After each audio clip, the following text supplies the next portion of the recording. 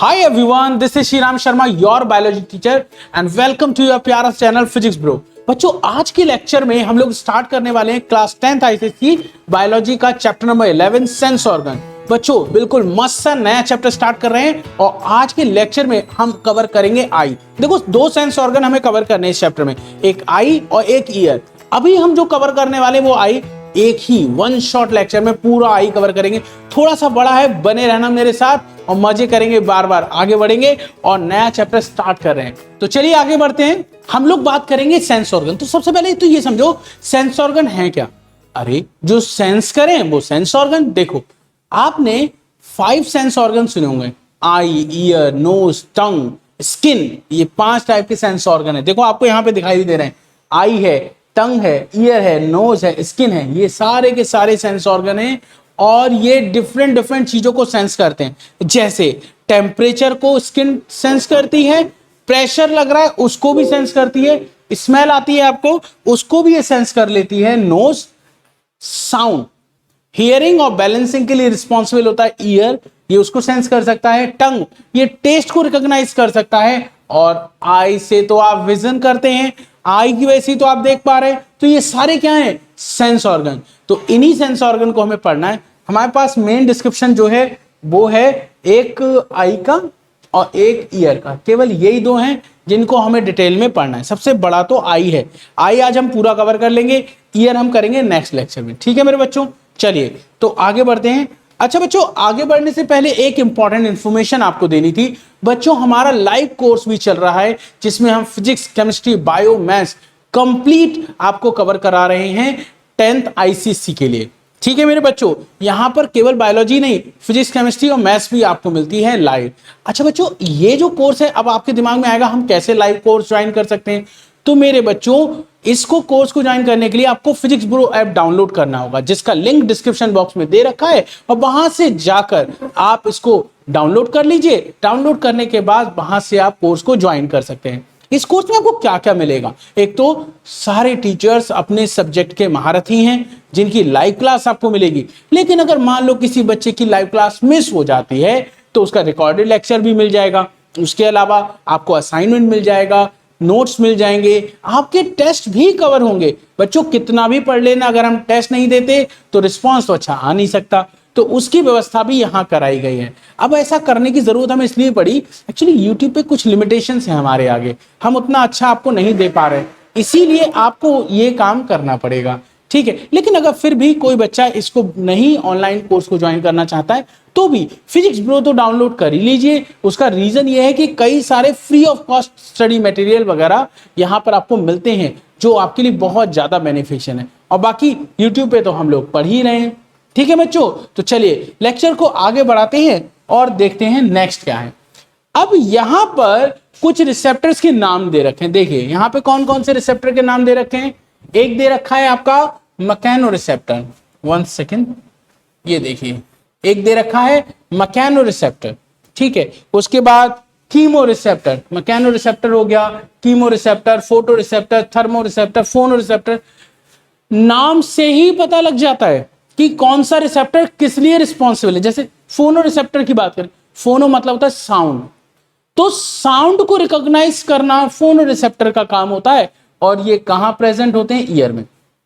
ठीक है, साउंड को रिकॉग्नाइज करना, फिर आपको सुनाई देना, साउंड रिकॉग्निशन, और हियरिंग के लिए कौन सेंसिटिव है, आपका फोनो रिसेप्टर जो कि ईयर के अंदर प्रेजेंट होता है।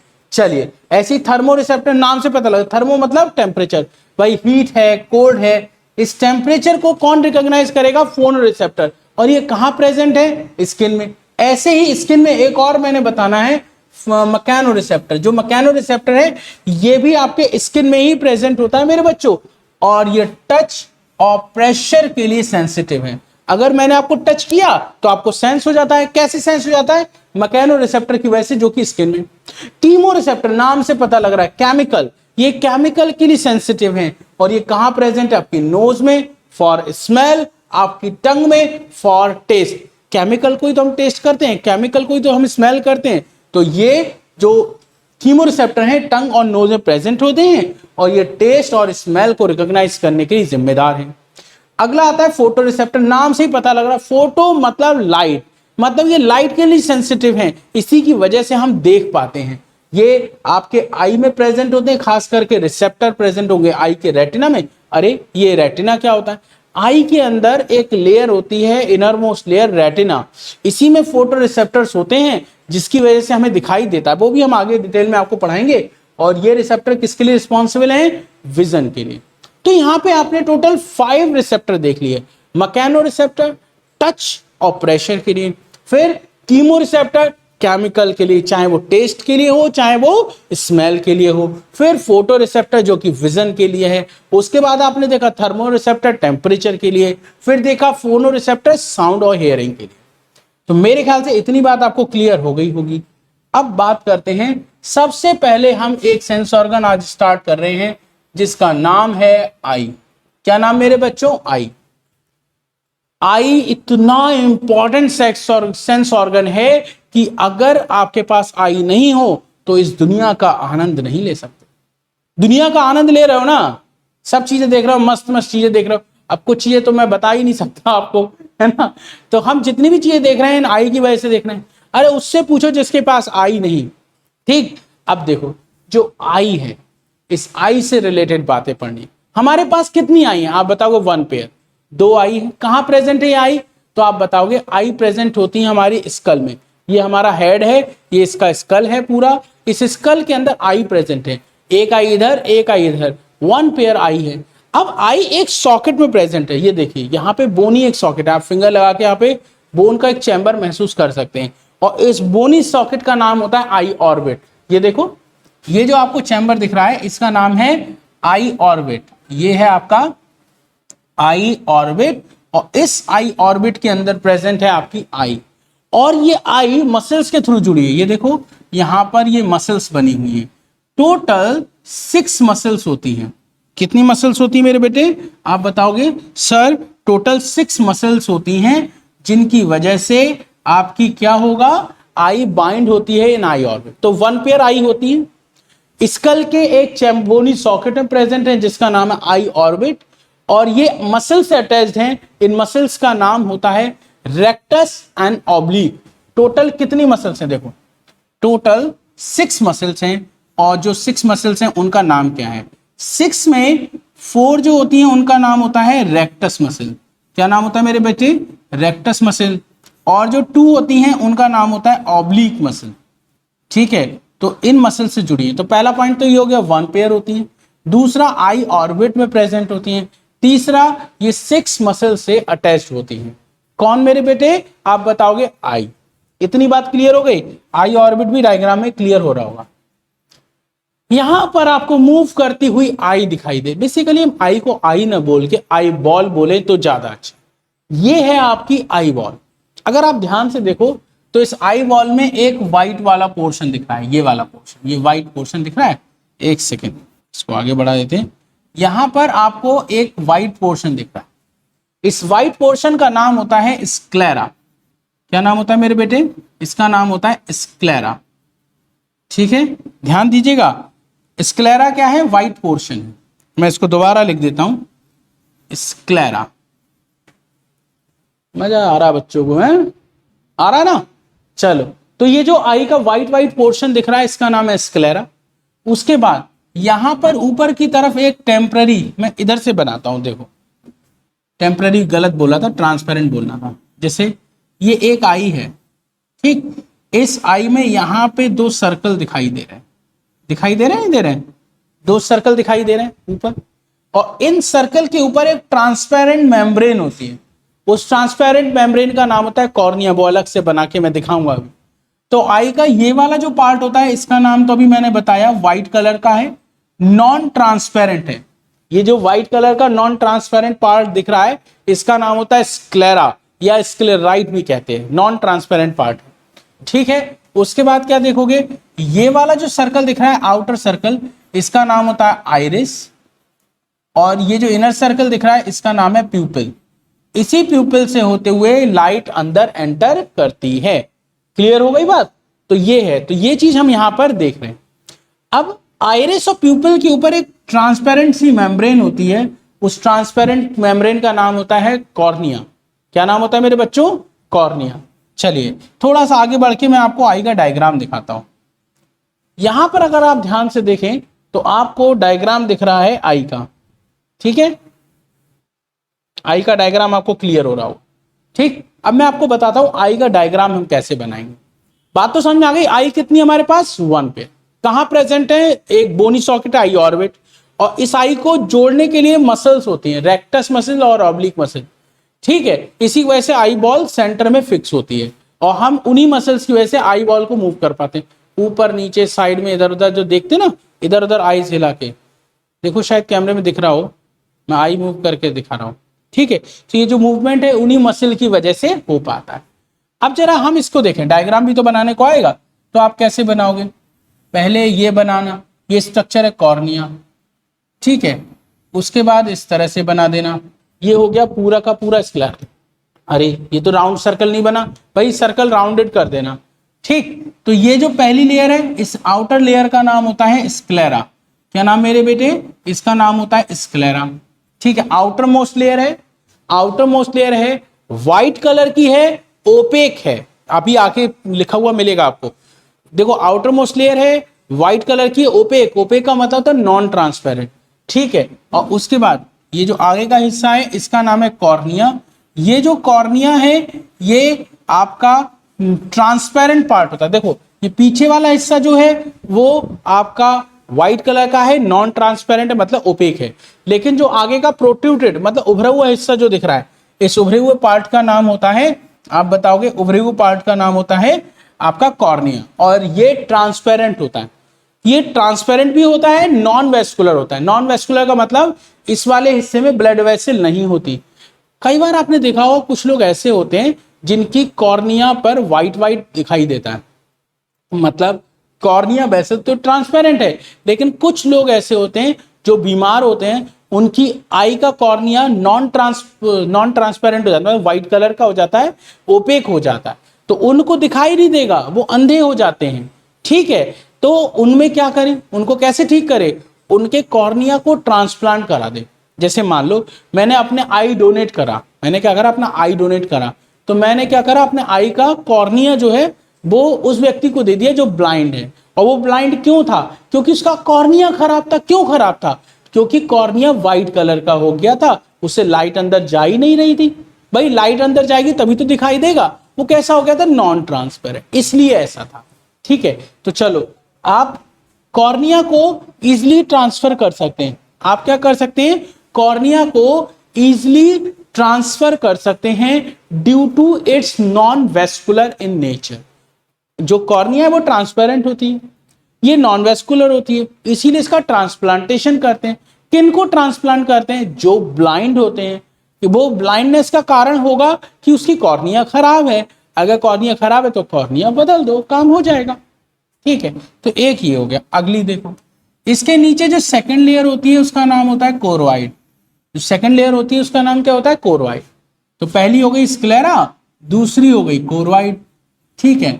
ये देखिए ये कोरोइड बन गए। कोरोइड को आगे से देखोगे तो इस कोरोइड का एंटीरियर पार्ट जो होता है वो थोड़ा सा थिक होता है। कोरोइड का एंटीरियर पार्ट जो होता है मेरे बेटे वो थिक होता है। इधर भी देखो, इधर भी बना देता हूं, जो इसका ये कोरोइड पार्ट है ये थिक है, ठीक है। ऐसे करके इसको कलर कर देता हूं। तो इसका जो थिक पार्ट होता है इसका नाम होता है सीलियरी बॉडी, और ये थिक है, इसके अंदर मसल्स होती हैं, सीलियरी मसल्स, ठीक है। यहाँ पे हम बना रहे हैं। तो बेटा ये जो बन रहा है ये कोरोइड का एंटीरियर पार्ट है। तो पहले आउटर लेयर स्क्लेरा, दूसरी लेयर का नाम है कोरोइड, और मेरे बेटे जो कोरोइड है वो आगे से थिक होती है, इसका नाम होता है सीलियरी बॉडी। क्या नाम होता है मेरे बेटे, आप बताओगे सर इसका नाम होता है सीलियरी बॉडी, ठीक है। सीलियरी बॉडी आपको क्लियर हो गया। फिर आगे क्या देखोगे, यहां पर एक ट्रांसपेरेंट स्ट्रक्चर होता है, उसका नाम होता है लेंस। ये जो लेंस है ये ट्रांसपेरेंट है और ये बाई कॉन्वेक्स होता है। कैसा होता है मेरे बच्चों, बाई कॉन्वेक्स। भाई ये बाई कॉन्वेक्स है लेंस, ट्रांसपेरेंट है, फ्लूइड फिल्ड है, क्रिस्टलाइन है। लेंस की बात कर रहा हूं, by convex, transparent, fluid filled, crystalline. और इस लेंस को अटैच किया जाएगा एक स्ट्रक्चर से। ये जो रेड कलर के बना रहा हूं इनका नाम है लिगामेंट, सस्पेंसरी लिगामेंट। ये जो सस्पेंसरी लिगामेंट है इस सीलरी बॉडी से लेंस को जोड़ रहे हैं। लेंस को सीलरी बॉडी से जोड़ने का काम किसका है? आपके सस्पेंसरी लिगामेंट। फिर आप क्या देखोगे, सीलरी बॉडी से यहां आगे की तरफ एक स्ट्रक्चर निकला है, इधर भी और इधर भी। इस स्ट्रक्चर का नाम होता है आइरिस। क्या नाम होता है मेरे बेटे? आप बताओगे सर इसका नाम है आइरिस। जैसे ये है सस्पेंसरी लिगामेंट, सस्पेंसरी लिगामेंट, तो ये हो गया सस्पेंसरी लिगामेंट और ये हो गया आइरिस।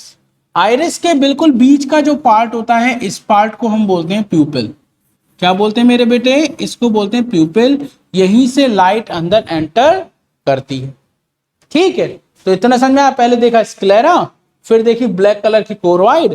कोरोइड का आगे वाला हिस्सा जो होता है वो ब्रॉड होता है, मतलब थिक होता है। ठीक है, जो कि जिससे दो चीजें निकलती हैं, एक आइरिस और एक सस्पेंसरी लिगामेंट। फिर सस्पेंसरी लिगामेंट इसको लेंस से जोड़ के रखते हैं। Lens transparent, fluid filled, crystalline और बाई कॉन्वेक्स होता है। ठीक है, आइरिस के बीच के पार्ट को प्यूपिल कहते हैं। ये एक तरह की ओपनिंग होती है, इसी ओपनिंग से लाइट अंदर एंटर करेगी। जब बहुत तेज धूप होती है, बहुत तेज रोशनी होती है, तो आइरिस प्यूपिल को छोटा कर देते हैं। प्यूपिल मतलब जो ओपनिंग वो छोटी हो जाएगी जिससे लाइट कम जाए। जब आप डिम लाइट में बैठे होते हैं तो आइरिस थोड़ा पीछे हो जाती है, प्यूपिल को बड़ा कर देती है जिससे लाइट बहुत सारी अंदर जाए। भाई देखो, डिम लाइट में ज्यादा लाइट की जरूरत है तभी दिखाई देगा। ब्राइट लाइट होती है तो उसमें कम देखने की जरूरत पड़ती है, मतलब कम रोशनी की जरूरत पड़ती है, तो आइरिस प्यूपिल को छोटा कर देती है। मतलब प्यूपिल वो ओपनिंग है जहां से लाइट एंटर करेगी, और लाइट के अमाउंट को कौन कंट्रोल कर रहा है? आइरिस। ठीक है, आइरिस पिगमेंटेड पार्ट होता है। ठीक है, आगे बढ़ेंगे। इसके बाद आपको एक लेयर दिखाई देगी, उसका नाम है रेटिना। ये इनर मोस्ट लेयर है मेरे बेटे, बहुत इंपॉर्टेंट होती है। क्या नाम है इसका? रेटिना। ठीक है, ये हो गई, गलत लिख दिया, मैं सही कर देता हूं इसको। ये देखिए, इसका नाम है रेटिना। क्या नाम मेरे बच्चों? इसका नाम है रेटिना। ठीक है, अच्छा, फिर ये जो रेटिना आपको दिखाई दे रही है, इस रेटिना में यहां पर अंदर की तरफ एक स्ट्रक्चर होता है। मैं इसको डीप बना देता हूं। इस स्ट्रक्चर का नाम होता है येलो स्पॉट। इस स्ट्रक्चर का नाम क्या होता है? Yellow spot. यहीं पे सबसे अच्छी इमेज बनती है। आपसे पूछें रेटिना पर इमेज बनती है, आप बताओगे हाँ रेटिना पर इमेज बनती है। रेटिना के कौन से पार्ट पर सबसे अच्छी इमेज बनती है? तो आप बताओगे येलो स्पॉट एक जगह है जिसका दूसरा नाम मैकुला लूटिया होता है, और उसका जो सेंट्रल पार्ट होता है उसे बोलते हैं फोविया। देखो, येलो स्पॉट का दूसरा नाम क्या है? येलो स्पॉट सही से लिख देता हूं मैं। जो येलो स्पॉट है इसका दूसरा नाम क्या होता है? आप बताओगे। इस येलो स्पॉट का दूसरा नाम होता है मैकुला लूटिया। यहां लिख देता हूं, इसका नाम होता है मैकुला लूटिया। ठीक है, ये हो गया मैकुला लूटिया। इसका जो सेंट्रल पार्ट होता है उसका नाम होता है फोविया। तो सबसे अच्छी इमेज रेटिना की यही रेटिना पर कहां बनती है? तो आप बताओगे येलो स्पॉट। फिर आपसे पूछते हैं ऐसा क्यों, सबसे अच्छी इमेज यही क्यों बनती है? तो आप बताओगे जो रेटिना होती है इसमें दो टाइप की फोटो रिसेप्टर सेल्स होती है।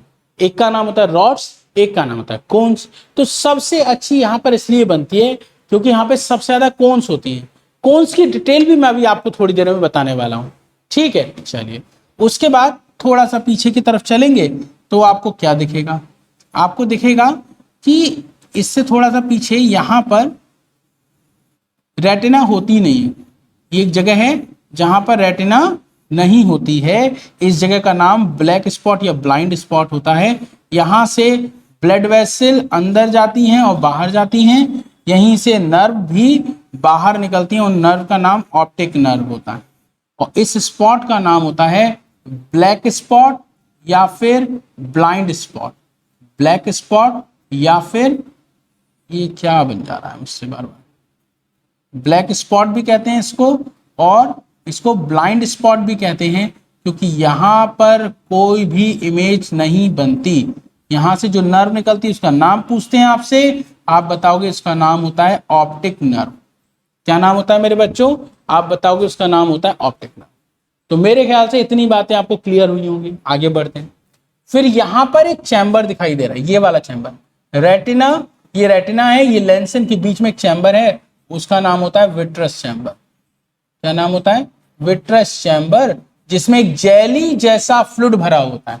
विट्रस चैम्बर में जेली जैसा एक फ्लूइड भरा होता है, उसका नाम होता है विट्रस ह्यूमर। क्या नाम होता है? Vitreous humour. ऐसे ही फिर लेंस और कॉर्निया के बीच में एक चैम्बर होता है, उसका नाम होता है एक्वस चैम्बर। क्या नाम होता है? Aqueous chamber. तो ये जो एक्वस चैम्बर होता है, इसमें भी एक फ्लूइड भरा होता है, एक्वस ह्यूमर। ठीक, तो आपने क्या देखा?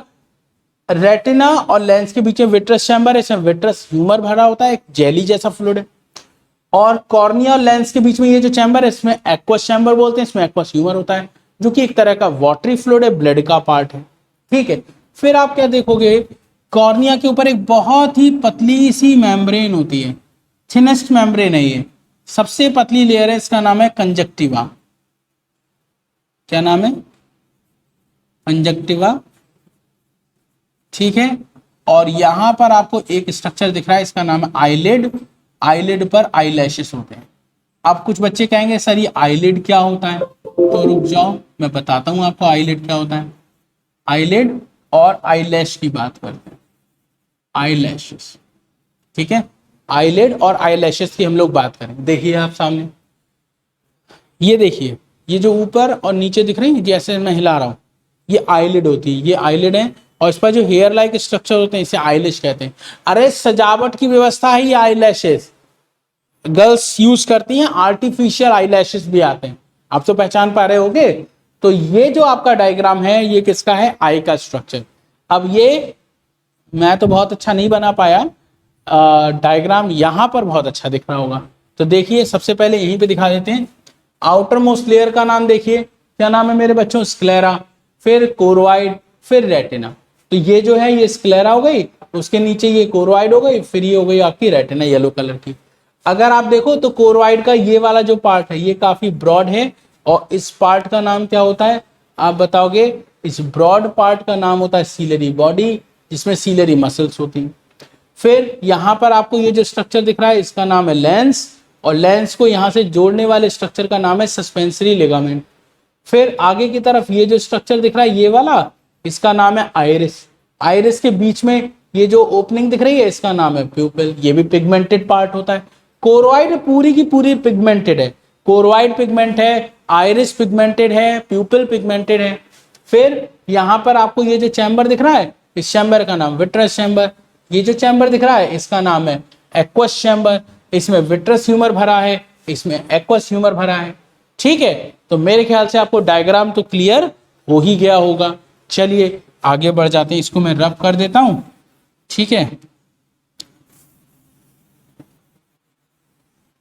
ये रब कर देता हूं इस तरह से। ठीक है, तो मेरे ख्याल से इतना आपको क्लियर हो गया। आगे बढ़े मेरे बच्चों, चलिए आगे बढ़ते, तो एक एक करके आगे बढ़ेंगे। यहां पर एक कंडीशन दिखाई है कंजक्टिवा के बारे में, कंजक्टिवाइटिस भी दिखाई है आपको।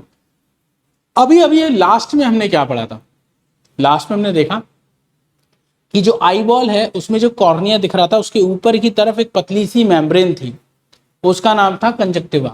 क्या नाम था मेरे बेटे? कंजक्टिवा। मैं यहां लिखता हूं, कलर बदल लेता हूं। उस लेयर का नाम था कंजक्टिवा। इसके बारे में पहला पॉइंट देखिए। पहला पॉइंट क्या है?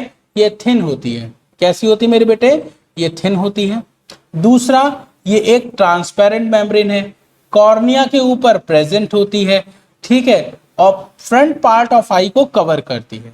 ठीक है, इसके अलावा जो आईलिड है उसकी इनर लाइनिंग तक ये कंटिन्यू रहती है। ठीक, तो कंजक्टिवा के बारे में कितनी बातें समझी? पहला पॉइंट समझा ये थिन है, दूसरा पॉइंट देखा ये ट्रांसपेरेंट है, तीसरा कॉर्निया के ऊपर है। कॉर्निया के साथ साथ हम कह सकते हैं कि आई का जो फ्रंट पार्ट होता है उस पूरे को ये कवर करती है, साथ ही साथ आईलिड की इनर लाइनिंग तक भी ये प्रेजेंट होती है।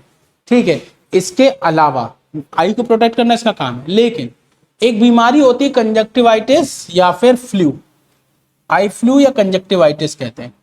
अगर कभी इसमें कोई वायरस का इन्फेक्शन हो जाता है तो वायरल इन्फेक्शन होने पर ये बीमारी होती है कंजक्टिवाइटिस या आई फ्लू। आपने देखा हो आई फ्लू हो जाता है तो उसमें आंखों में सूजन आ जाती है, रेड रेड आंखें हो जाती हैं, आंखों से पानी निकलने लगता है, होता है, तो वो ये बीमारी है। तो आई बिकम रेड, वाटरी आई हो जाती है।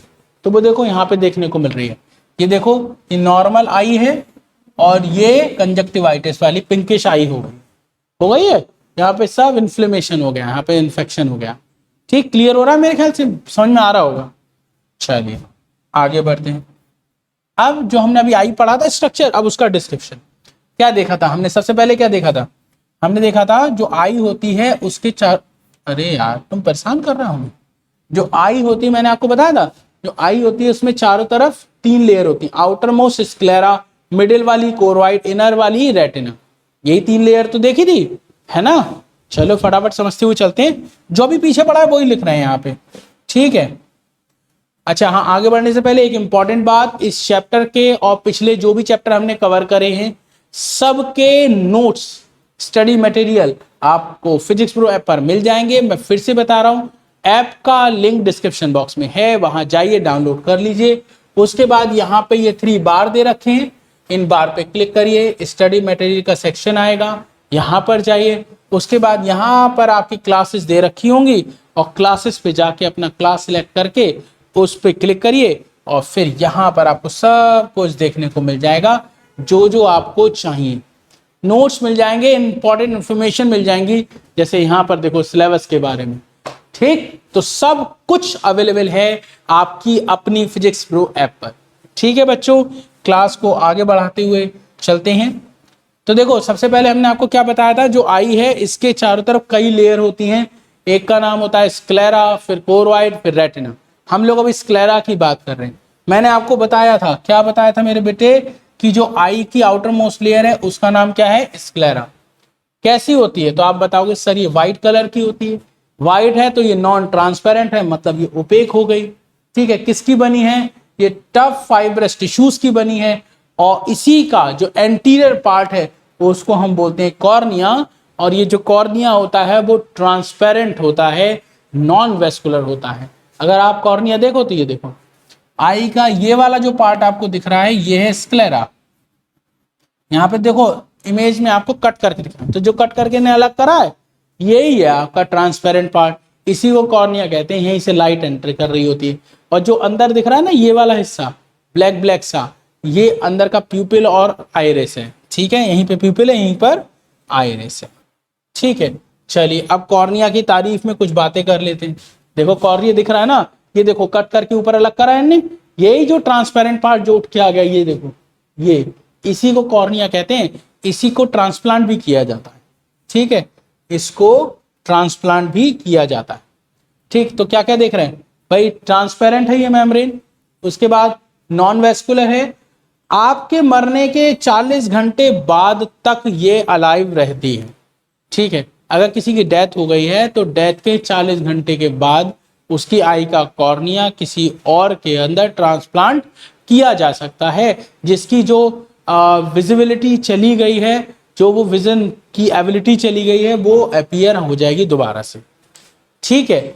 अच्छा, anterior, it is anterior bulges out from the end form cornea. अच्छा वो लिखा हुआ है। जो स्क्लेरा होता है, स्क्लेरा का जो आगे का बल्जेस मतलब उभरा हुआ जो पार्ट होता है उसी को हम कॉर्निया कहते हैं, और वो ट्रांसपेरेंट है। पीछे दिखाया था, देखो ऐसे करके दिखाया था ये कॉर्निया था, और ऐसे करके आपको दिखाया था ये स्क्लेरा था, दिखाया था वो यही है। चलिए आगे बढ़ जाते हैं हम, फिर किसकी बात करेंगे, इस आई के स्ट्रक्चर में हम देखेंगे नेक्स्ट लेयर। नेक्स्ट लेयर क्या है, कोरवाइड है, ठीक है। वापस आते हैं, कोरवाइड मिडिल लेयर होती है, ये नेक्स्ट लेयर है। हाईली वेस्कुलर है, पिगमेंटेड है। क्यों पिगमेंटेड है, क्योंकि इसके अंदर मेलानिन पिगमेंट प्रेजेंट होता है, ठीक है। फिर से सुनिए, कोरवाइड कौन सी लेयर है, बीच वाली लेयर, ये देखिए ये वाली, अरे यार लाइन भी गलत खिंच जा रही है हमसे। तो ये वाली जो ग्रे कलर की लेयर दिख रही है आपको, ग्रे कलर की लेयर, इसका नाम है कोरवाइड। क्या नाम मेरे बेटे, ये है कोरवाइड, ठीक है। तो हाईली वेस्कुलर होती है, पिगमेंटेड है क्योंकि यहाँ पर मेलानिन पिगमेंट आपको देखने को मिलेगा। फिर आप क्या बताओगे इस कोरवाइड के बारे में, कि ये जब लाइट अंदर आएगी, जब लाइट अंदर आएगी तो अंदर जाके लाइट रिफ्लेक्ट ना हो जाए या फिर वो अंदर जाके आई के अंदर स्कैटर्ड ना हो जाए, तो उससे बचाने के लिए कोरोइड इस तरह की बनी होती है। ठीक है, फिर आप क्या देखोगे, इसी कोरोइड के बारे में आगे देखो। कोरोइड का आगे का जो एक्सपेंडेड पार्ट है ये वाला, इसका नाम होता है सीलरी बॉडी। क्या नाम होता है मेरे बेटे? Ciliary body. अभी दिखाया था मैंने आपको, यहां पे बनाता हूं मैं, ये लिखा है सीलरी बॉडी।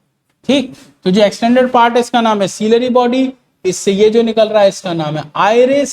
यही तो बताया था अभी, ये क्या था? Ciliary body. ये हो गया सीलरी बॉडी जिसमें सीलरी मसल्स होती हैं। ये आइरिस है, ये सस्पेंसरी लिगामेंट। क्या है मेरे बेटे? सस्पेंसरी। अरे भाई सही से आने दो, सस्पेंसरी लिगामेंट कहते हैं बेटा इसे, सस्पेंसरी लिगामेंट हो गया। ठीक है, समझ में आ गई?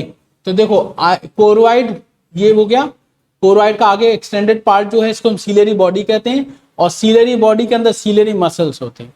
अच्छा, सीलरी मसल्स से ही लिगामेंट निकले ये वाले, और जो लेंस को इस तरह से बाइंड कर रहे हैं। अब सीलरी मसल के कॉन्ट्रैक्ट और रिलैक्स होने पर लेंस का शेप बदल सकता है।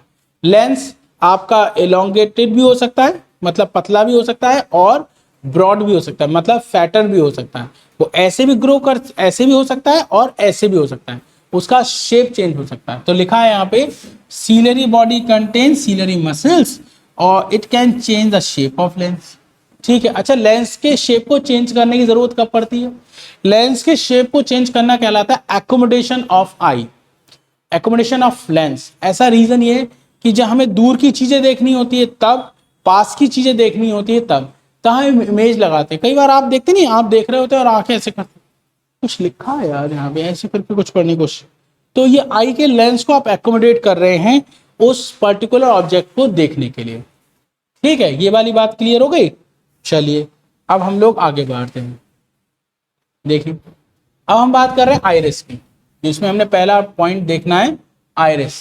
ये देखिए, ये है आइरिस, ये जो बनी आई में इसका नाम है आइरिस, और ये बीच वाला जो पार्ट है इसका नाम है प्यूपिल।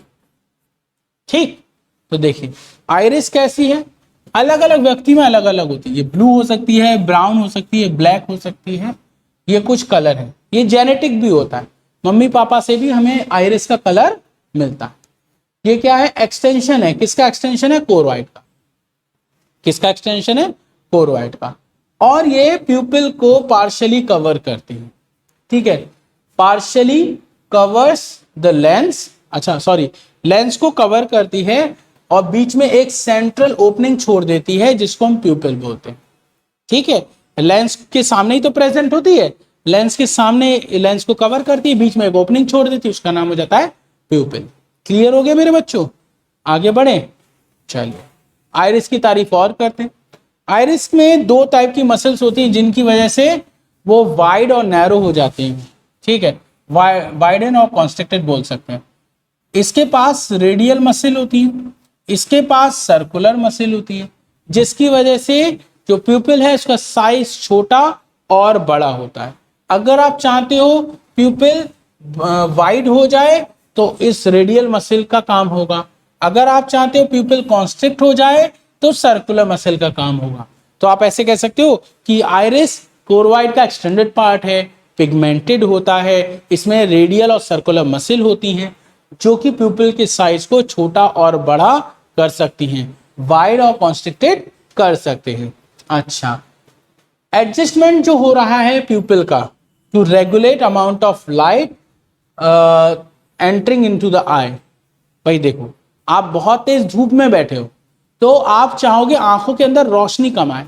अरे भाई अभी सर्दियां घुस रही हैं, तुमने नोटिस करा होगा, विंटर्स में आप कमरे में बैठे थे, अचानक से आप छत पर चले गए जहां बहुत तेज धूप थी, तो क्या हुआ था? जब आप अचानक से छत पे गए तो एकदम से आपको दिखना बंद हो गया, अजीब सा, बहुत ज्यादा चमक लग रही थी, बहुत ज्यादा रोशनी हो रही थी। ठीक है, तो वो ना हो उससे बचाने के लिए आइरिस है, क्योंकि नीचे रोशनी कम थी तो आइरिस ने प्यूपिल को बड़ा कर रखा था, बहुत ज्यादा लाइट जा रही थी। अब आप ऊपर पहुंचे तो आइरिस तो अभी प्यूपिल को बड़ा कर चुका है ना, प्यूपिल इसमें बड़ा है, बहुत ज्यादा लाइट आंखों में गई और आपके भी चमक की वजह से दिखना अच्छे से दिखाई नहीं दिया। फिर धीरे धीरे क्या होगा, आइरिस उस प्यूपिल को छोटा करता जाएगा। ठीक है, इन्हीं रेडियल और सर्कुलर मसल की हेल्प से आइरिस क्या करता है, इसको छोटा बड़ा करता है प्यूपिल को। ठीक है, और ऐसा करके वो लाइट कितनी अंदर जाएगी वो रेगुलेट करता है। ठीक है, फिर प्यूपिल को छोटा कर देगा, लाइट नॉर्मल जाएगी, आपको दिखने लगेगा। फिर आप छत से जब नीचे आओगे, जब छत से आप नीचे उतर के आओगे तो नीचे कुछ नहीं दिख रहा होगा। क्यों? क्योंकि नीचे लाइट कम है और प्यूपिल भी छोटा है। एक तो लाइट कम, ऊपर से लाइट जो भी वो अंदर जा नहीं पा रही तो दिख नहीं रहा है। लेकिन थोड़ी देर में नीचे नॉर्मली दिखाई देने लगता है। रीजन क्या है कि थोड़ी देर में ये जो प्यूपिल छोटा हो गया ना, वो धीरे धीरे बड़ा हो जाएगा और जितनी भी लाइट उस कमरे में वो सब अंदर आना शुरू हो जाएगी और आपको दिखाई देना शुरू हो जाएगा। इतनी बात क्लियर हो गई? आगे बढ़े, चलिए। आइरिस भी हो गया। अब बात करते हैं सबसे इनर लेयर की। देखो, सबसे पहले थी स्क्लेरा, फिर थी कोरोइड, अब सबसे इनर मोस्ट लेयर पढ़ रहे हैं रेटिना। बच्चे नोट्स बनाते चला करो और तुरंत रिवाइज करोगे तो याद होगा। ये इनर मोस्ट लेयर है, सेंसिटिव होती है लाइट के लिए। ये क्या है, एक इनर मोस्ट लेयर है और ये लाइट के लिए सेंसिटिव होती है। इसी पर इमेज बनती है। मैंने बताया था इसका एक पार्ट होता है येलो स्पॉट, जहां पर इमेज बनती है। अगर आप रेटिना को देखो, अगर केवल आप रेटिना को देखोगे तो रेटिना 3 लेयर से मिलकर बनी है। अगर आपने क्या करा, जो रेटिना थी उसको जूम करके देखोगे तो उसमें 3 लेयर्स होंगी कुछ इस तरह से। ठीक है, सबसे इधर की तरफ होगी, इसका नाम क्या है, इसका नाम है आपकी गैंग्लियोनिक सेल लेयर। फिर ये वाली जो होगी ये है नंबर 2, ये नंबर 1, नंबर 3। ठीक है, ये है नंबर 3। देखो, सबसे पहले है गैंग्लियोनिक सेल की, दूसरा बाइपोलर न्यूरॉन की, तीसरा फोटो रिसेप्टर सेल। यही सबसे इंपॉर्टेंट। वैसे तो सभी का अपना अपना रोल है, लेकिन इमेज यहीं पर बनती है, इसलिए मैंने बोला बहुत इंपॉर्टेंट। तो इनर मोस्ट लेयर है, सेंसिटिव है लाइट के लिए और 3 टाइप की सेल से बनी है, गैंग्लियोनिक सेल, बाइपोलर न्यूरॉन और photo receptor cells. Photo receptor cells की बनी हुई एक लेयर है इनर मोस्ट, ये वाली फोटो रिसेप्टर सेल की है। ठीक है मेरे बेटे, अब क्या देखोगे, इसमें 2 टाइप की सेल्स हैं, एक होती है रॉड्स और एक होती है कोन्स। तो रेटिना में 2 टाइप की सेल्स होती हैं, रॉड्स भी होती हैं और कोन्स भी होती हैं। बच्चों, रॉड्स सिर्फ एक ही टाइप की होती हैं, लेकिन कोन 3 टाइप की होती हैं, 3 डिफरेंट कलर्स के लिए। ठीक है, चलिए आगे बढ़ते हैं। ये भी क्लियर हो गया। अब देखो, वही जो मैं दिखा रहा था आपको वो यहाँ पर बनी है, ये देखिए। तो ये हो गई आपकी फोटो रिसेप्टर सेल की लेयर, ये हो गई आपकी बाइपोलर न्यूरॉन की लेयर, ये हो गई गैंग्लियोनिक सेल की लेयर। लिख देता हूं, चलो। ये है गैंग्लियोनिक सेल की लेयर, गैंग्लियोनिक सेल की लेयर। और ये जो है ये बाइपोलर न्यूरॉन की लेयर है, बाइपोलर न्यूरॉन। ठीक है, ये हो गई बाइपोलर न्यूरॉन, सही से लिखता हूं, बाइपोलर न्यूरॉन। और ये कौन सी है, फोटो रिसेप्टर सेल। और फोटो रिसेप्टर सेल कौन सी होती है मेरे बेटे, आप बताओगे? ये होती हैं वो वाली फोटो रिसेप्टर सेल। ये कौन सी होती हैं आप बताओगे? वो रॉड्स और कोन्स इसमें प्रेजेंट होती। सही है, आगे बढ़े, चलिए। अब जो ये फोटो रिसेप्टर सेल है, इनकी तारीफ में बात कही जाएगी। किसकी तारीफ करी जाएगी? फोटो रिसेप्टर सेल की। अभी बताया था आपको, एक होती हैं रॉड्स और एक होती हैं कोन्स। ठीक, एक कौन सी होती है, रॉड्स, और एक होती है कोन्स। सामने देखेंगे, रॉड्स बहुत ज्यादा हैं, कोन्स बहुत कम होती हैं। मैं लिख देता हूं यहां पे, रॉड्स होती हैं लगभग 120 मिलियन, रॉड्स होती हैं लगभग 120 मिलियन, जबकि कोन्स होती हैं बहुत कम, 6 to 7 मिलियन, 6 to 7 मिलियंस। ठीक, मैंने पूछा रॉड तुम अपनी तारीफ में बात करो, तुम क्या करते हो? बोले देखो, डिम लाइट में अगर देखना है तो रॉड्स काम करेंगे, बहुत तेज लाइट में अगर देखना है, ब्राइट लाइट में, तो कोन काम करेंगे।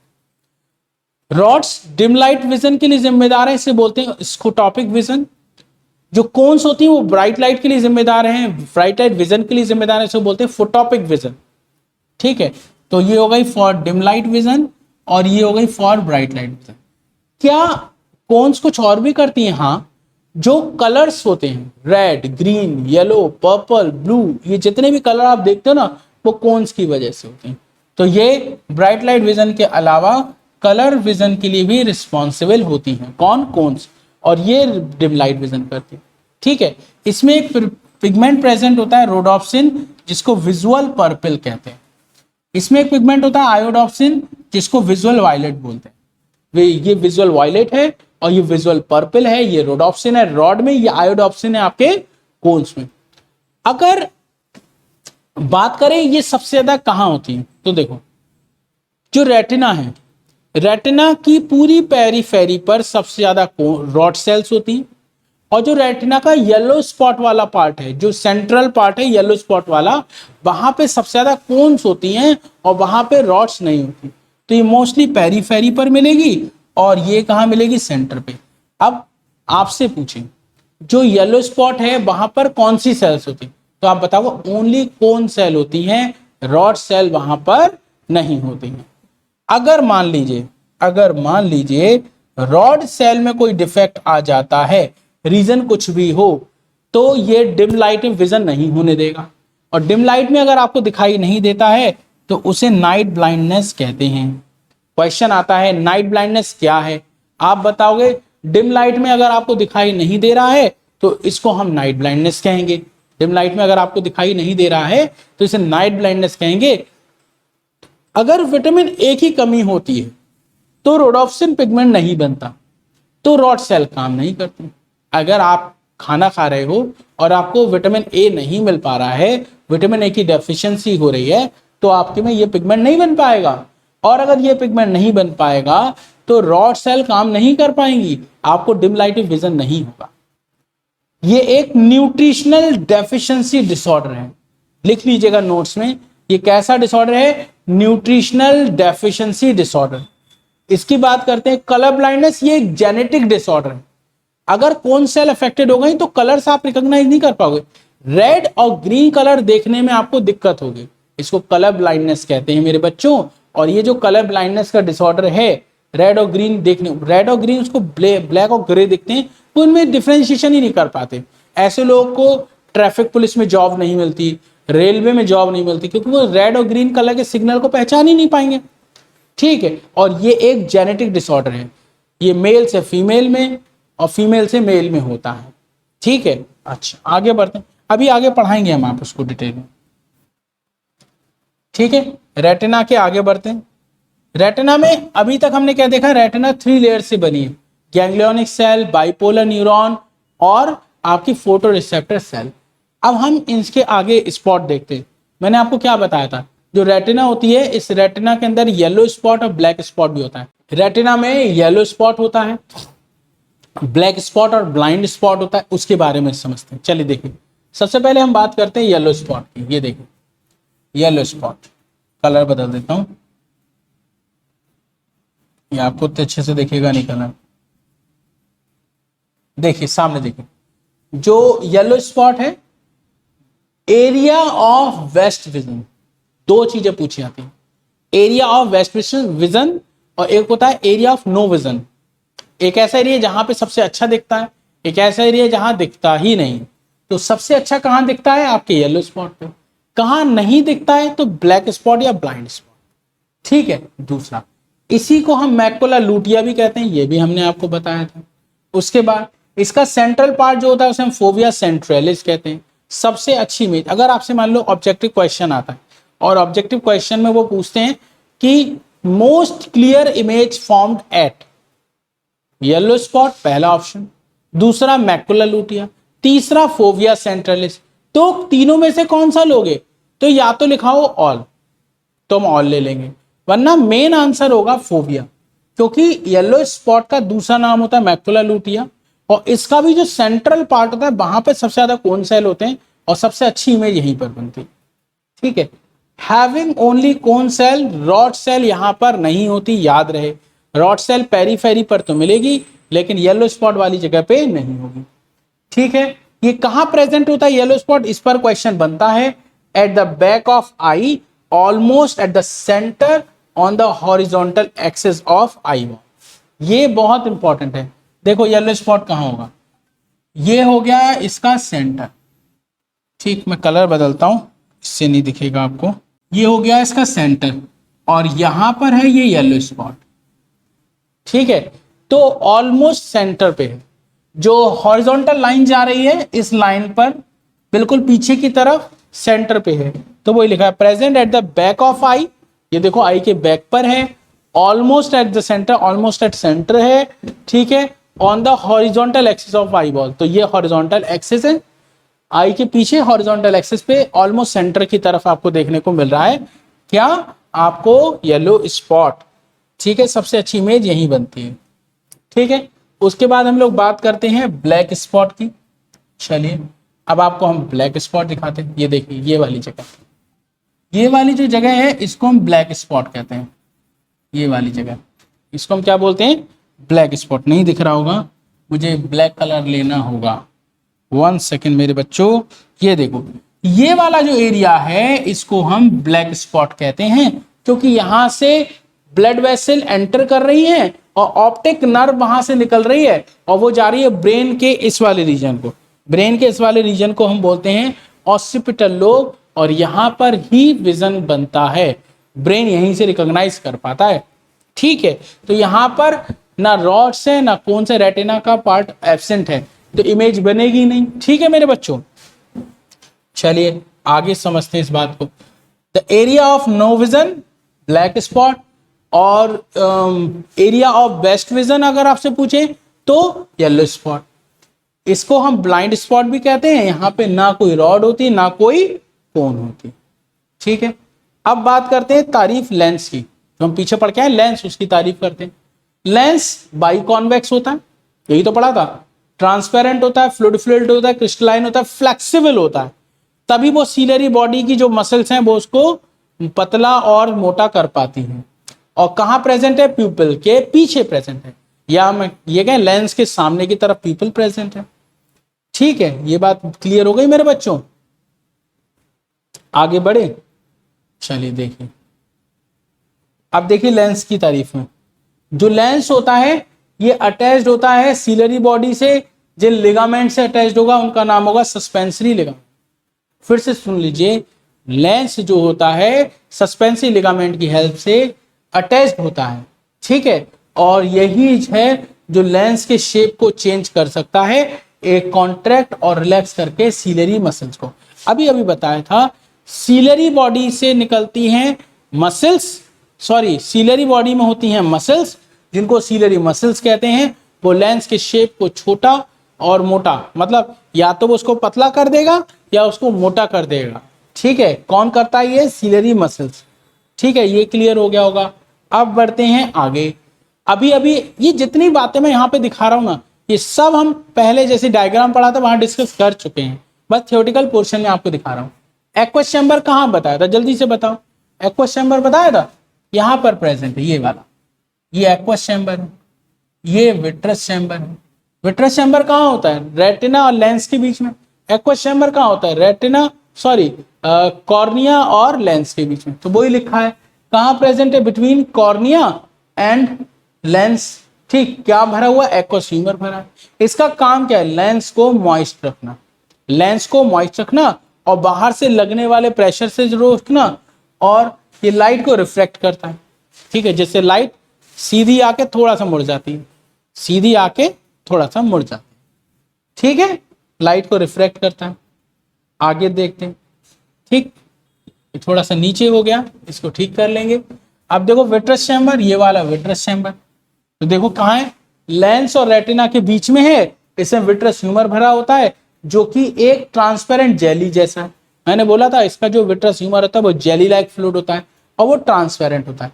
ये इसके शेप को मेंटेन रखता है, आई बॉल के शेप को मेंटेन रखेगा और रेटिना और नर्व एंडिंग को प्रोटेक्ट करेगा। रेटिना को प्रोटेक्ट करना, नर्व एंडिंग को प्रोटेक्ट करना, आई बॉल के शेप को मेंटेन रखना, ये सब किसके काम है, विट्रस ह्यूमर के, जो कि विट्रस चैम्बर में भरा होता है, जो कि ट्रांसपेरेंट है, जेली जैसा।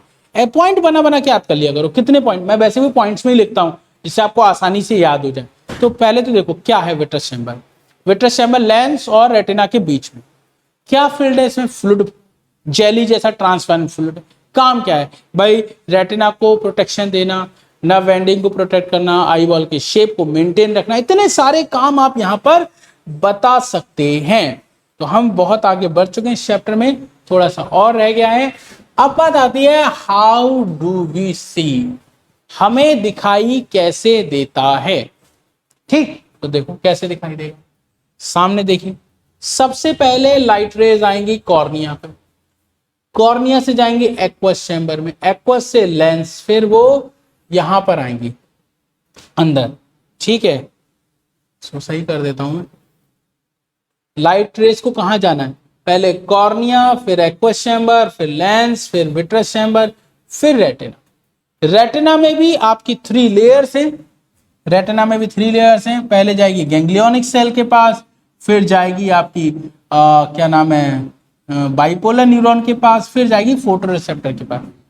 जब वो फोटो रिसेप्टर के पास जाती है तब वहां पर चेंजेस होते हैं, जो पिगमेंट्स होते हैं उनमें चेंजेस होते हैं और उनकी वजह से इंपल्स जनरेट होती है, और वो इंपल्स फोटो रिसेप्टर सेल से जाती है बाइपोलर न्यूरॉन पे, फिर गैंग्लियोनिक सेल पे, फिर गैंग्लियोनिक सेल से नर्व निकलती हैं बहुत सारी और वो लेके जाती हैं ब्रेन को, वो उसको रिकॉग्नाइज करती हैं।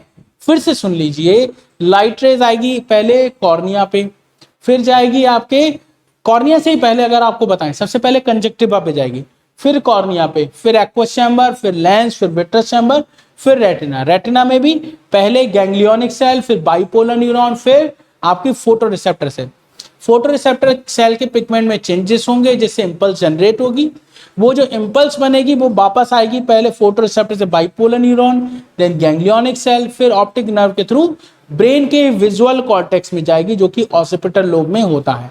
ऑसिपिटल लोब हम आपको आगे पढ़ाएंगे नर्वस वाले चैप्टर में, और वहां जाके आपकी इमेज बनेगी। ठीक है, अब देखिए इसमें हमने क्या क्या बताया है आपको। Light rays from the object enter to the eye. तो जिस भाई एक बात और समझ लो, हमें कोई चीज तभी दिखाई देती है जब वो लाइट उस ऑब्जेक्ट से रिफ्लेक्ट होके आए, अदरवाइज नहीं दिखाई देगी। अब जैसे मेरे सामने एक कैमरा रखा है जिसमें मैं आपको जिसमें देख के आपसे बात कर रहा हूं, तो ये मुझे लेंस ये क्यों दिखाई दे रहा है? क्योंकि इससे पे लाइट पड़ रही है और वो रिफ्लेक्ट होके मेरे पास आ रही है, तभी तो दिख रहा है। अरे भाई आप मॉल जाते हो, मॉल गए, बड़े से शॉपिंग कॉम्प्लेक्स में गए, वहां पे शीशे के दरवाजे होते हैं, तो कई बार ऐसा होता है हमें शीशे का दरवाजा दिखता ही नहीं और हम घुस जाते हैं उसमें, दरवाजा बंद होता है। ठीक, क्यों नहीं दिखता है? क्योंकि जो लाइट है वो शीशे को क्रॉस करके चली जाती है। अगर वो वहां से उसी शीशे पे आप एक आयरन मैन का फोटो लगा दो, ठीक है ना, टोनी स्टार का फोटो लगा दो, तो हमें वो दिखने लगेगा। क्यों? क्योंकि वो जो पोस्टर है उस पर लाइट पड़ी और वो रिफ्लेक्ट होके आपकी आई के पास आ गई तो आपको दिख गया, और जो शीशा था वहां पे लाइट पड़ रही है वो क्रॉस होके चली जा रही है तो हमें वो दिखाई नहीं दे रहा। तो हमें दिखाई तभी देगा जब वो रिफ्लेक्ट होके आएगा। ठीक है, तो light rays from the object enter the I through conjunctiva. तो सबसे पहले लाइट आएगी कंजक्टिवा में, देन कॉर्निया में, देन एक्वस चैम्बर के अंदर एक्वस ह्यूमर होता है वहां आएगी। उसके बाद कहाँ आएगी? विट्रस ह्यूमर में आएगी। विट्रस ह्यूमर के बाद वो रेटिना पे जाके प्रोजेक्ट होगी। ठीक है, लाइट रेज कन्वर्ज होगी और रीच होगी रेटिना पे और इमेज फॉर्म करेगी। जो इमेज बनेगी वो कैसी होगी ये आपको याद रखना है। मैं यहाँ पे क्या करूं, चलो यही रहने देता हूँ, रेड, इसको ऐसे कर देता हूँ। ये आपसे क्वेश्चन पूछा जा सकता है, रेटिना पर जो इमेज बनती है वो कैसी होती है? आप बताओगे वो उल्टी और रियल होती है, मतलब इन्वर्टेड होती है और रियल होती है। जैसी लाइट अंदर आएगी वो इंड्यूस करेगी केमिकल चेंजेस को। जो फोटो रिसेप्टर सेल है, रॉड्स और कोन्स, उसमें केमिकल में चेंजेस होंगे, मतलब वही पिगमेंट में चेंजेस होंगे जिससे इंपल्स जनरेट होगी, और वो इंपल्स जनरेट होकर विजुअल एरिया में जाएगी ब्रेन के। ब्रेन का जो विजुअल एरिया है, एक चीज मैं थोड़ा सा आपको बता देता हूं, वैसे तो नर्वस सिस्टम में यहाँ आपको पढ़ाएंगे। ब्रेन का सबसे बड़ा पार्ट होता है सेरेब्रम। इसी सेरेब्रम का ये जो पार्ट होता है इसे बोलते हैं ऑसिपिटल लोब, और ऑसिपिटल लोब को बोलते हैं विजुअल एरिया। ठीक है, ऑप्टिक नर्व निकलेगी जो विजुअल एरिया ऑफ सेरेब्रम में उस इंपल्स को ले जाएगी और ब्रेन उस इमेज को इंटरप्रेट करेगा। ठीक है, समझ में आ गया कैसे हमें दिखाई देगी चीजें? आगे बढ़े, इसी में आप लेंस के बारे में देखिए, लेंस कैसे एकोमोडेट होता है। ठीक, भाई देखो, दूर के ऑब्जेक्ट देखोगे तो क्या होगा, नियर ऑब्जेक्ट देखोगे तो क्या होगा। नियर का मतलब लगभग 6 मीटर, ठीक है, 6 मीटर या उससे पास का। अगर आप डिस्टेंट ऑब्जेक्ट देखते हैं तो क्या होता है, ये क्वेश्चन आ सकता है, ध्यान दीजिएगा, ये क्वेश्चन बन सकता है आपसे। लेंस का एकोमोडेशन आपसे पूछ सकते हैं, ठीक है। और जब हम दूर की चीज देखते हैं तो लेंस की क्या कंडीशन होती है, पास की चीज देखेंगे तो लेंस की कंडीशन क्या होगी। अगर आप दूर की चीज देख रहे हो तो लेंस ज्यादा फ्लैट और थिनर हो जाएगा, लेंस ज्यादा फ्लैट और थिनर हो जाएगा। और जब पास की देखोगे तो लेंस काफी ब्रॉड और फैटर हो जाएगा या ज्यादा कॉन्वेक्स हो जाएगा, ठीक है। नियर ऑब्जेक्ट के लिए लेंस कैसा हो जाएगा, मोर कॉन्वेक्स एंड राउंडेड, ठीक है। 6 मीटर के आसपास अगर आप देख रहे हो, पास की चीजें देख रहे हो, तो उस केस में लेंस कैसा हो जाएगा, आपका फैटर हो जाएगा। और दूर की देख रहे हो तो लेंस आपका फ्लैट हो जाएगा, ठीक है। और ये चेंजेस किसकी वजह से हो रहे हैं, सीलरी मसल्स की वजह से हो रहे हैं, जो सीलरी बॉडी के अंदर प्रेजेंट होता है। नॉर्मल कंडीशन की बात करें, in normal condition ciliary muscle हमेशा रिलैक्स फॉर्म में रहती हैं और लेंस कैसा रहता है, स्ट्रेच पोजीशन, यानी कि लेस कॉन्वेक्स कंडीशन में रहता है। मतलब लेंस कुछ इस तरह का रहता है, ठीक है, जिससे कि हम दूर की चीजें देख पाते। जब हमें पास की देखनी होती है तो हम उसको ऐसे करके और फेट करते हैं, ठीक है, उसको राउंडेड कर देते हैं और कॉन्वेक्स कर देते हैं, ठीक। चलिए आगे बढ़ जाते हैं। अब हम क्या देखेंगे, लाइट और डार्क एडेप्टेशन की बात करते हैं। देखिए भाई, लाइट और डार्क एडेप्टेशन की बात करते हैं। When you pass from bright light area to dark room, ये हम डिस्कस कर चुके हैं। अभी आपको बताया था, हम धूप में बैठे थे, ठीक।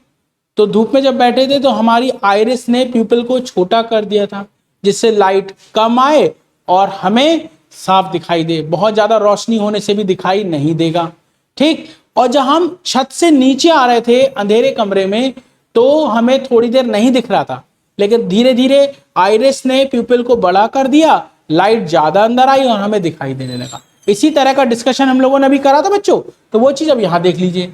When you pass from brighted lighted area to dark room, जब आप कहां से आ रहे हो, बहुत ज्यादा रोशनी हो रही है, छत से नीचे आ रहे हो, तब की बात बता रहे हैं, ठीक है मेरे बच्चों। देखो हमने क्या देखा कि हमें वो अंदर जो चीजें हैं वो अच्छे से दिखती नहीं थोड़ी देर तक, लेकिन थोड़ी देर बाद ये स्लोली स्लोली आपका विजन इंप्रूव हो जाता है, ठीक है।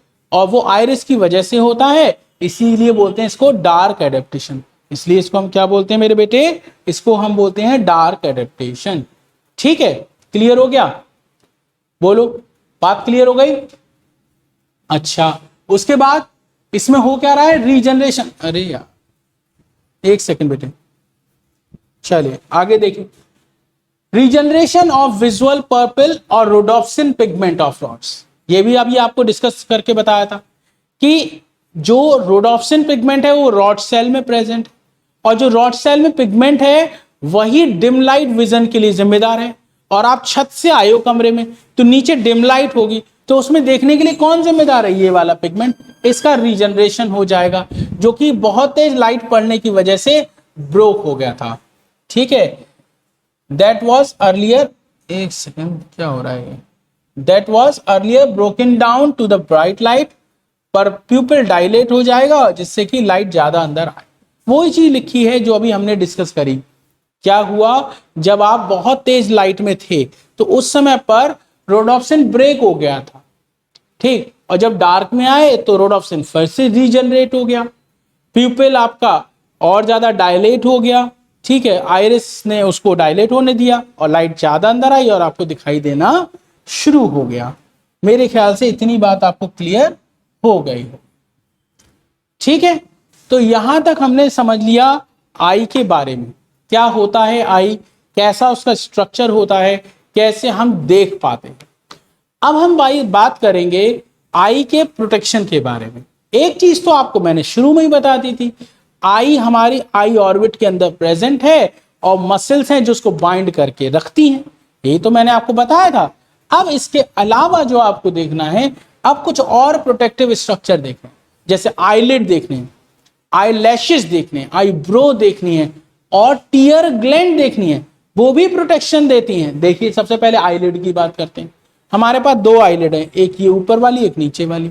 ऊपर वाली बहुत तेजी से मूव करती, देखो कर रही है, फास्ट मूव कर सकती है, लेकिन नीचे वाली जो आईलिड है वो स्लोली मूव करती है, ऐसे करके, ऐसे करके देखो कर रही है, हल्के हल्के, शायद दिख रहा होगा आपके कैमरे में।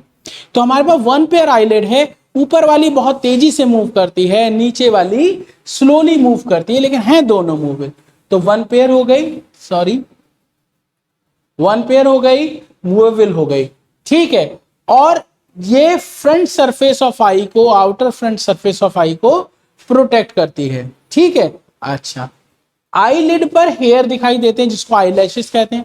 मैंने आपको बताया था सजावट की व्यवस्था है, हेयर लाइक स्ट्रक्चर है, आर्टिफिशियली भी आती हैं ये, ठीक है। ये क्या करती हैं, अंदर पानी ना चला जाए, prevent falling of large particle into the eye, पानी ना चला जाए आंखों में। वैसे आईब्रो भी एक काम करती हैं, उसके अलावा कोई भी बड़ा पार्टिकल धूल वगैरह का अंदर ना जाए, उससे ये रोकती। जैसे ही देखते नहीं हो, कोई भी चीज अगर आपकी आंख के पास आती है ऐसे करके, आपकी आंख तुरंत फड़कने लगती है, ऐसी झलक झपक जाती है आंखें, ठीक है, ब्लिंक होती है आई, वो ये अब झपक जाना, पता नहीं समझेंगे नहीं समझेंगे मेरे बच्चे, हम तो यही बोलते हैं, ठीक है। चलिए उसके बाद टीयर ग्लैंड की बात करते हैं। टीयर ग्लैंड को लैक्राइमल ग्लैंड कहते हैं। मैंने पूछा तुम क्या करती, बोली मैं ना टीयर बनाती हूं और टीयर बना के बड़े मजे कराती हूं। मैंने कैसे मजे कराती हूँ, बोले मेरी बहन है नेहा, अब वो जो बहन है वो टीयर ग्लैंड का बहुत इस्तेमाल करती है, रोएगी और रोए के पिताजी के पास पहुंच जाएगी और पापा से कहेगी इसने मुझे मारा, और मेरी कुटाई करा देती है, ठीक। तो टीयर का बहुत बड़ा रोल है, इमोशनल एक्सप्रेशन शो हो जाते हैं और उसके इमोशन के चक्कर में हमारे पता नहीं कौन कौन से मोशन हो जाते हैं, ठीक है। आगे बढ़ते हैं, तो टीयर ग्लैंड भैया इसको लैक्राइमल ग्लैंड कहते हैं और ये टीयर बनाएंगे। अब टीयर में क्या क्या होता है, आपने टीयर को टेस्ट भी करा हो, इसमें वाटर होते हैं, सॉल्ट होते हैं, लाइसोजाइम एंजाइम होता है। तो देखो टीयर में वाटर तो बहुत ज्यादा होता है और टीयर नमकीन लगते हैं टेस्ट में, ठीक है। तो सॉल्ट होता है, इसके अंदर बहुत इंपॉर्टेंट एंजाइम है जिसका नाम है लाइसोजाइम, और लाइसोजाइम का काम होता है जर्म्स बैक्टीरिया को किल करना, kill germs and bacteria, kill germs and bacteria, germs और बैक्टीरिया को किल करना इस लाइसोजाइम का एंजाइम होता है। ये लाइसोजाइम मेरे सलाइवा में भी है, मेरे नहीं हम लोगों के, हम सबके सलाइवा में भी होता है। आप समोसा खाते हो तो समोसे के अंदर भी तो जर्म्स बैक्टीरिया हो सकते हैं, तो उसको मारने का काम भी इसी का होता है। क्या नाम है इसका, लाइसोजाइम। चलिए आगे बढ़ते हैं, ठीक। मैंने पूछा और तुम क्या करते हो, टीयर बोले मैं आई की सरफेस को लुब्रिकेट करता हूं, जो गंदगी आंखों में आ गई उसको धो के बाहर कर दूंगा, जर्म्स को किल करूंगा, ठीक है। भाई देखो रोना कई बार फायदेमंद भी है, फिर मुझसे पिट लो आके, रो लेना, और रोने के बाद तुम्हारी आंखों में जो भी डस्ट वगैरह या गंदगी आई होगी वो सब साफ हो जाएगी, ठीक है। तो आंखों को लुब्रिकेट भी करेगा और गंदगी को साफ भी करेगा और जर्म्स को तो किल कर ही रहा है, यही तो हमने देखा था अभी। उसके बाद टीयर ग्लैंड की पोजीशन देखते हैं, कहाँ है टीयर ग्लैंड, लो भाई ये देखो, ये अपर मार्जिन पे, ये देखो ये टीयर ग्लैंड, ठीक। तो ये देखो लोकेटेड कहाँ है, अपर साइडवार्ड पोजीशन ऑफ आई ऑर्बिट। तो देखो जो ये आई ऑर्बिट है, इस आई ऑर्बिट में प्रेजेंट है एक साइड में, इस आई ऑर्बिट में एक साइड में प्रेजेंट होती हैं कौन, टीयर ग्लैंड। और इन टीयर ग्लैंड से अरे आओ भाई, इसे देखो 1 2 3 4 5 6 7 8 9 10 11 12, 6 से लेके 12 तक छोटी छोटी डक्ट है जिनसे होते हुए टीयर आएंगे और आंखों में पहुंच जाएंगे, और फिर आंखों से आप गिराएंगे और पापा देख लेंगे मेरी बेटी रो रही है, बेटे की तो सत्यानाशी कर ही देंगे, वो कहेंगे मेरी लड़की को तूने रुलाया, अब तू तो कुट, तो मैं तो बहुत कुट लिया। चलो आगे बढ़ते, तो हैविंग 6 to 12 डक्ट, और इन्हीं डक्ट से क्या होता है, लिक्विड निकल के आता है आई से बाहर, ठीक। अच्छा आपने देखा होगा जब हम रो रहे होते हैं तो हम सुड़क्का मारते हैं सुड़क्का क्या होता है, आप देखो ऐसे, जब हम रो रहे होते हैं तो हम ऐसे करते ऐसे करके, वो क्या होता है, हमें लगता है कि हम रो रहे हैं, हमारी नोजी बह रही है, नोजी नहीं बहती। वो बताएं क्या होता है कि जो टीयर यहाँ पर इकट्ठे हो जाते हैं वो इस डक्ट से होते हुए सैक में आ जाते हैं। यहाँ पर एक डक्ट होती है, इस डक्ट से होते हुए इस सैक के अंदर आ जाते हैं। इस सैक का नाम होता है नेजोलैक्राइमल सैक, और जो डक्ट होती है उसको बोलते हैं नेजोलैक्राइमल डक्ट। ठीक है, तो यहां से ये जो डक्ट निकली ये नेजोलैक्राइमल डक्ट है, और जो सैक है ये आपकी नोज में प्रेजेंट होता है, इसे नेजोलैक्राइमल सैक बोलते हैं। और इससे होते हुए जब अंदर ये टीयर्स आते हैं तो हमें लगता है हमारी नाक बह रही है, मतलब नोजी आ रही है। ठीक, तो हमें ऐसा लगता है। और ये कहां प्रेजेंट है? It present at inner angle of eye. और नेजोलैक्राइमल डक्ट या सैक की अगर हम बात करें, इसका काम होता है वो नेजल कैविटी में इस टीयर के सिक्रीशन को पहुंचाता है। ठीक है मेरे बच्चे, आगे बढ़े। चल अब बात करते हैं बहुत ही इंपॉर्टेंट चीज की, आईब्रोज की डेकोरेशन की व्यवस्था ये भी है। ये देखो आईब्रो ये लड़की चला रही है। ये मेरी नेहा है, मेरी बहन है छोटी नेहा। देखो हिलाए पड़ी ऐसे ऐसे, ठीक, हम भी हिला सकते हैं, मजेदार। इसकी भी सजावट होती रहती। फिलहाल ये है आईब्रोज। तो ये जो आईब्रो हैं इनका जो मूवमेंट हो रहा है ये तो सजावट की व्यवस्था है। किसी से कोई बात कहनी है तो कहते हैं ऐसे करके कर लेते हैं ये एक्सप्रेशन भी देते हैं बढ़िया वाले। उसके अलावा ये जो आईब्रो हैं ये आंख में पानी ना आने देने के लिए भी जिम्मेदार होते हैं, प्रोटेक्शन के लिए। तो वन पेयर होती हैं ये। उसके बाद प्रोटेक्टिव स्ट्रक्चर है, present the rain drop getting into the eye. बारिश की बूंदें आंखों में ना जाएं उसके लिए भी ये प्रेजेंट होती है। चलिए, तो यहां तक हमारा आई होता है कंप्लीट। अब हम बात करेंगे आई से रिलेटेड कुछ डिसऑर्डर्स, जैसे मायोपिया, हाइपरमेट्रोपिया, प्रिस्बायोपिया, एस्टिग्मैटिज्म। ठीक है, और स्क्विंट पढ़ेंगे, कंजक्टिवाइटिस हमने सबसे पहले ही आपको बता दिया था, और भी चीजें हम आपको पढ़ाएंगे। ठीक है, चलिए, तो सबसे पहले हम डिसऑर्डर पढ़ते हैं मायोपिया। मायोपिया, हाइपरमेट्रोपिया आ सकता है एग्जाम में, बिल्कुल ध्यान रखेंगे। ये डायग्राम दे रखा होगा और वो कहेंगे पहचान कौन। ये डायग्राम दे रखा होगा और कहेंगे पहचान कौन, कौन सी बीमारी है। ठीक है, तो भाई चलो शुरू कर देते हैं। हम किसकी बात कर रहे हैं? मायोपिया की बात कर रहे हैं। देखो, मायोपिया को नियर साइटेडनेस और शॉर्ट साइटेडनेस कहते हैं। है तो नियर साइटेड, मतलब नियर साइटेडनेस का मतलब वैसे देखा जाए तो लोग कहेंगे नियर का क्लियर नहीं हो रहा होगा। ठीक है, नियर का क्लियर नहीं हो रहा होगा ऐसा आदमी सोचेगा। ठीक है मेरे बच्चों, एक सेकेंड। व्यक्ति तो यही सोचेगा नियर का क्लियर नहीं, लेकिन ऐसा नहीं, समझो उसके बारे में। मायोपिया, मारोपिया की बात नहीं कर रहा हूं, मायोपिया। मायोपिया मतलब नियर साइटेडनेस या शॉर्ट साइटेडनेस। इसमें नियर का ऑब्जेक्ट तो क्लियर होता है, जो नियर बाई चीजें होंगी वो तो क्लियर है, लेकिन जो दूर कहीं होगा वो दिखाई नहीं देगा। अब देखो, मुझको यहां से ये चीज दिख रही है लेकिन दूर की चीज नहीं दिख रही है, पता नहीं क्या लिखा है वहां पे, मुझे नहीं दिख रहा, तो ये क्या हो जाएगा? Near sightedness. ठीक है, इसमें होता क्या है? इसमें होता यह है कि इमेज बननी तो चाहिए रेटिना पे, लेकिन वो रेटिना से पहले ही बन जाती है। अगर इमेज फॉर्म हो रही बिफोर रेटिना तो आपको नियर साइटेडनेस है। ठीक है, अब इसमें हो क्या रहा है? इसका रीजन ये कि जो आई बॉल है उसका शेप थोड़ा बड़ा हो गया। क्या हो गया? आई बॉल जो है उसका शेप थोड़ा सा लंबा हो गया, ये लेंथन हो गई है। इस वजह से आपको इमेज प्रॉपर दिखाई नहीं दे रही है और इमेज जो है वो रेटिना से पहले ही बन जा रही है। कैसे ठीक करें इसको? हम ठीक कर सकते हैं, एक कॉन्केव लेंस लगा दो और ये ठीक हो जाएगा। क्लियर हो गई मेरी बात? तो क्या क्या चीजें देखी? पहली चीज देखी, नियर ऑब्जेक्ट क्लियर है। क्या देखा मेरे बेटे? नियर ऑब्जेक्ट क्लियर है और फार ऑब्जेक्ट क्लियर नहीं है, वो आपको ब्लर दिखाई दे रहा है। ठीक, अच्छा, क्यों ऐसा? क्यों? क्योंकि इमेज फॉर्म हो रही है बिफोर रेटिना। इमेज रेटिना से इससे पहले ही बन जा रही है तो दिखेगा ही नहीं, क्योंकि रेटिना बनेगी तभी तो दिखेगी। अब इसका रीजन क्या है? आई बॉल भैया कुछ ज्यादा ही लंबी हो गई है। आई बॉल की जो लेंथ है वो ऐसी हो गई, वो लंबाई में हो गई, तो इमेज पहले बन जा रही है। या फिर ऐसे को लेंथ कुछ ज्यादा ही कर्व्ड हो गया है, जो लेंस है वो कुछ ज्यादा ही कर्व हो गया है, इस वजह से भी आपकी इमेज बिफोर रेटिना बन रही। कैसे ठीक करेंगे? कॉनकेव लेंस लगा दो, समस्या आपकी समाप्त हो जाएगी। मेरे को जो चश्मा लगाया जाएगा ऐसे केस में तो कॉनकेव लेंस का चश्मा लगा दिया जाएगा और ये बीमारी दूर हो जाएगी। इसकी उल्टी होती है हाइपरमेट्रोपिया। हाइपरमेट्रोपिया कह दो या फार साइटेडनेस कह दो या लॉन्ग साइटेडनेस कह दो, ठीक है। इसमें क्या होता है, उल्टा होता है। उस वाले में पास का दिख रहा था, दूर का नहीं दिख रहा था।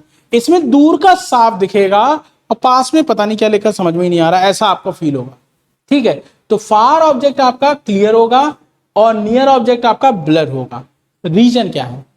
रीजन ये है कि इमेज बननी चाहिए रेटिना पे और वो बिहाइंड द रेटिना इमेज बन रही है। रेटिना का कहां बन रही है? Behind the retina. तो भैया इसका रीजन क्या है? उल्टा हो जाएगा। वहां पर क्या था कि आई बॉल लंबी ज्यादा हो गई थी या आई बॉल छोटी ज्यादा हो गई है। वहां पे वो कुछ ज्यादा ही कर्व हो गया था, यहाँ पे कुछ ज्यादा ही फ्लैट हो जाएगा, यहाँ पे लेंस कुछ ज्यादा ही फ्लैट हो जाएगा। इसको कैसे ठीक करेंगे? आप कॉन्वेक्स लेंस लगा दो और आपकी समस्या ठीक हो जाएगी। आ गई बात समझे? वहां पर क्या था? नियर क्लियर और फार ब्लर। यहाँ उल्टा है, फार क्लियर नियर आपका ब्लर है।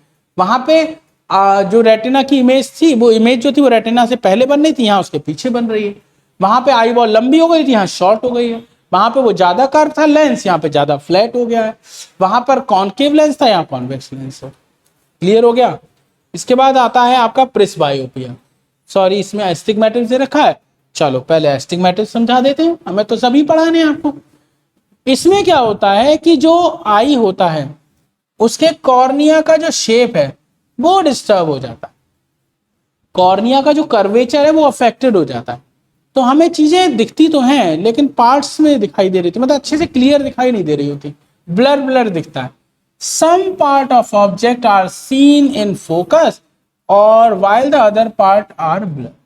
कुछ तो देखो, जैसे मान लो यहाँ पर कोई ऑब्जेक्ट था, उससे लाइट रिफ्लेक्ट होकर अंदर आई, तो जो आपकी रेटिना के येलो स्पॉट पे आई वो तो हमें क्लियर दिखाई देगी, लेकिन जो रेज इधर उधर गई वो आपको ब्लर दिखाई। तो ऑब्जेक्ट का कुछ पार्ट तो क्लियर दिखेगा और बाकी पार्ट आपका कैसा हो जाएगा? ब्लर। अब ऐसा क्यों हुआ?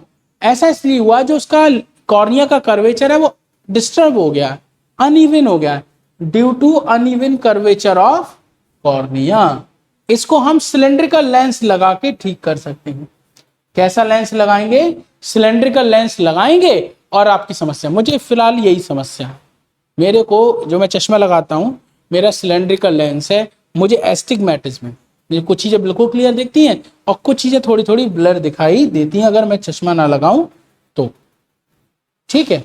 चलिए अगला है प्रेसबायोपिया। आप ये समझ लो कि बुढ़ापे की समस्या।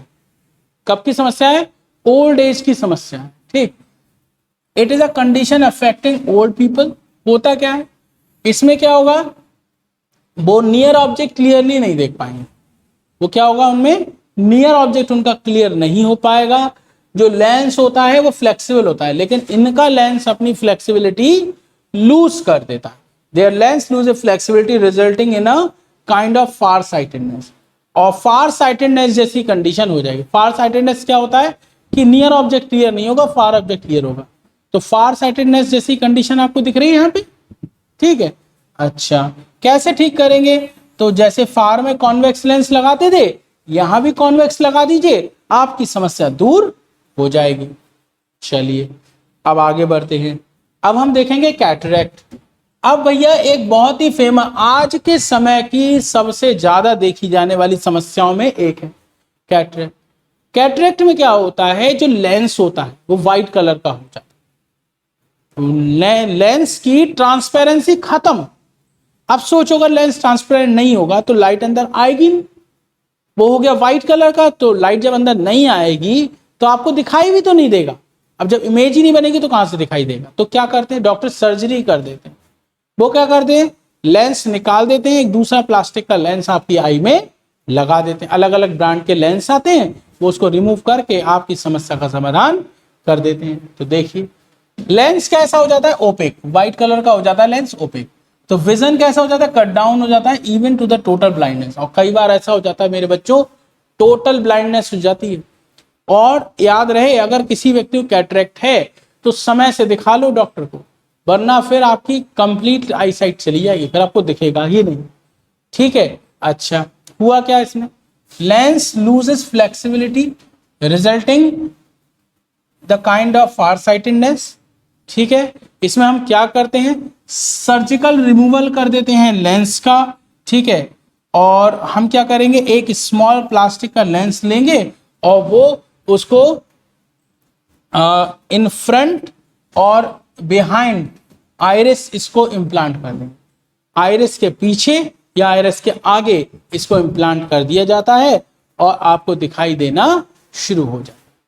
ठीक है, तो कैटरेक्ट में अगर आप देखो तो यहां देख लो, ये देखो, ये एक हेल्दी लेंस है, यहां पे देखो, और ये देखो वाइट वाइट हो गया, इसको इससे कंपेयर कर लो, ये देखो ट्रांसपेरेंट सा है और ये वाइट वाइट सा लग रहा है, लग रहा है नहीं लग रहा है, तो ये हो गई आपकी समस्या।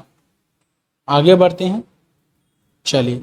एक बीमारी होती है नाइट ब्लाइंडनेस, अभी बताया भी था, अगर आप खाने में विटामिन ए आपके पास कम आ रहा है तो रोडोप्सिन नहीं बनेगा, रॉड सेल काम नहीं करेंगी, तो डिम लाइट में आपको दिखाई नहीं देगा, इसको आप बोलते हैं नाइट ब्लाइंडनेस।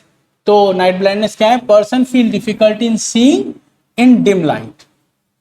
डिम लाइट कह दो या रात के समय आपको दिखाई नहीं देगा, तो उसको ऐसा दिखेगा, देखो कैसा दिख रहा है, ब्लर दिख रहा है, रिफ्लेक्शन, कार चलाते तो रिफ्लेक्शन होता है लाइट का, उसी तरह इस तरह का ब्लर ब्लर दिखेगा उस व्यक्ति को। ठीक है, due to lack of vitamin A. ठीक है, रीजन है non formation of visual purple of rods, या तो विजुअल पर्पल लिखा मिलेगा एग्जाम में या रोडोप्सिन लिखा मिलेगा। ठीक है, रॉड सेल रिस्पॉन्सिबल होती है डिम लाइट विजन के लिए, समझ रहे हो, और इसके अंदर विजुअल पर्पल होता है रोडोप्सिन। और जब विटामिन ए नहीं होगा तो ये बनेगा नहीं, ये बनेगा नहीं तो ये नॉन फंक्शनल हो जाएंगी, तो आपको दिखाई नहीं देगा डिम लाइट। ऐसे ही अब बात कर रहे हैं कलर ब्लाइंडनेस की। कलर ब्लाइंडनेस एक जेनेटिक डिसऑर्डर है, इसमें जो पर्सन होता है वो रेड और ग्रीन कलर को सब पहचान ही नहीं पाता है। ठीक है, और याद रहे ये क्वेश्चन इंपॉर्टेंट हो सकता है, ये बन सकता है कि मोस्टली ये किसे मिलेगा, मेल में या फीमेल, तो उसको ना तो ये उसे 12 दिखेगा ही नहीं, उसे 12 नहीं दिखेगा सही से, वो रेड और ग्रीन में डिफ्रेंशिएट भी नहीं कर पाएगा। ठीक है, जब आप आई टेस्ट कराने जाते हो, कलर ब्लाइंडनेस का टेस्ट होता है, तो इस तरह के कुछ बॉक्सेस होते हैं, वो दिखाते हैं आपको, स्क्वायर रखे होते हैं, कहते पहचानो क्या लिखा है इसमें, अगर नहीं पढ़ पाते हो तो आप कलर ब्लाइंड। ठीक है, एक बीमारी मैंने बिल्कुल चैप्टर शुरू करा था तो मैंने बताया था कॉर्निया ओपेसिटी। कॉर्निया ओपेसिटी समझते हैं क्या होता है, अगर आपका कॉर्निया ओपेक हो गया है, ओपेक मतलब नॉन ट्रांसपेरेंट हो गया, ये देखो यहां पे देखो हो गया कॉर्निया ओपेक, ये नॉर्मल कॉर्निया है, ये ट्रांसपेरेंट है कॉर्निया, और वहां पर कॉर्निया व्हाइट कलर का हो गया है, तो वहां से लाइट अंदर जाएगी नहीं, तो दिखेगा कैसे।